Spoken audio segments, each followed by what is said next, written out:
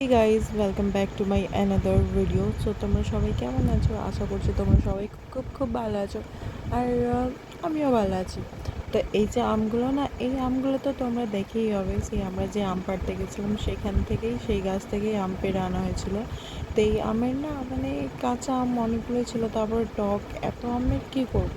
তো না সবাই এই সিজনে সবাই মানে হচ্ছে গিয়ে আমের আচার করছে।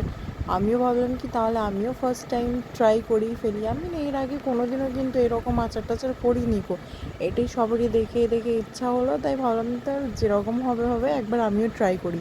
তো ফার্স্টেই আমগুলোকে ভালোভাবে কেটে আর ধুয়ে রেখে নিয়েছিলাম। তারপরে কড়াইয়ের উপরে তেল, পাঁচফোড়ন আর শুকনো লঙ্কা দিয়ে আর এটাকে আমগুলোকে নেড়ে আর একটু রেখে তুলে রেখে দেবো, ঠিক আছে। তো এইটা না মানে আমি করতে জানি না গো। আমি মানে আমাদের একটা ছর্দি আছে, ছর্দি বলি, দিদা হয়।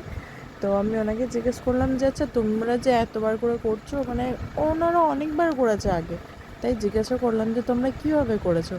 তো উনি প্রসেসটা মানে আমাকে বলে দিলেন যে এভাবে এভাবে করবি, তাহলে দেখবি ঠিকঠাক হবে। ধরেন ঠিক আছে। তারপরে সেই কড়াই একটু চিনি আর একটু গুড়টাকে দিয়ে আর মানে কিছুক্ষণ ধরে ফোটাতে হবে। এই যে চিনি আর হালকা একটু জল দিয়ে দিয়েছি। আর এই যে এই গুড়টা না ঘরোয়া গুড়, এটা মানে আমার ননদের বাড়ি থেকে এসছে। তো এই গুড়টা দিয়ে আর চিনিটা দিয়ে মানে দুটোকে মিক্স করেই করলাম, শুধু চিনি করিনি আর শুধু যে গুড় তাও না। মানে বললো যে দুটো মিক্স করে করলে নাকি ভালো হবে। কারণ ঠিক আছে।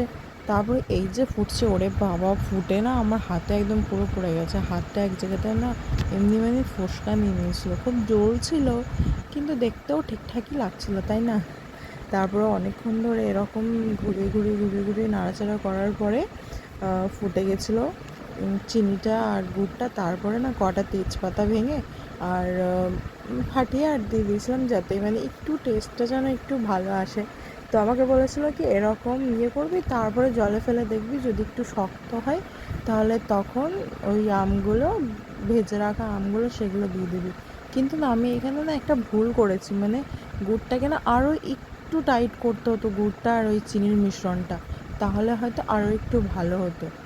তো মানে ওইটার যে ঝোলটা, ওটা আরও একটু টাইট হলে হয়তো আর একটু ভালো হতো তো এই আমগুলো দেওয়ার পর কিছুক্ষণ নাড়াচাড়া করার পরে তারপর দেখি কি আবার সে জলের মতন হয়ে গেছে।